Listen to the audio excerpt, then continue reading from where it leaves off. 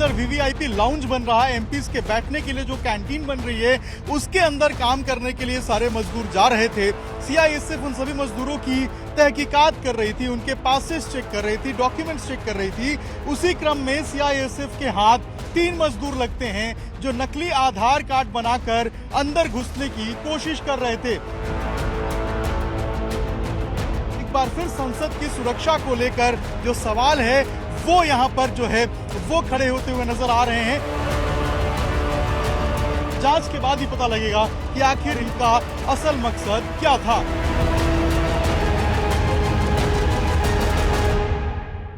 संसद के अंदर सिंधमारी करने की कोशिश करने वाले 3 मजदूरों को सीआईएसएफ ने रोका, उनकी पहचान पत्र को मांगा और उसके बाद ये पता चला कि उनके पास जो डॉक्यूमेंट्स थे, जो आधार कार्ड था, वो नकली था। दरअसल ये वाकया 4 जून का है, जब संसद के अंदर काम करने वाले जो मजदूर हैं वो जा रहे थे, उनकी आईडी चेकिंग हो रही थी। संसद के अंदर वीवीआईपी लाउंज बन रहा है, एमपीज के बैठने के लिए जो कैंटीन बन रही है उसके अंदर काम करने के लिए सारे मजदूर जा रहे थे।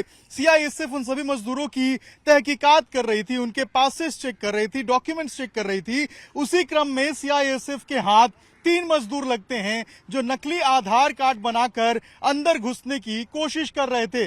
दरअसल काशिम, शोएब और मोनिश नाम के 3 मजदूर जो हैं वो अंदर जाने की कोशिश कर रहे थे संसद भवन के, और उसके बाद सीआईएसएफ के अधिकारियों ने उसे रोका, उनसे पूछताछ की गई और उसके बाद अधिक जांच के लिए पार्लियामेंट स्ट्रीट थाने को दे दिया गया। संसद भवन के बाहर ही हम मौजूद हैं।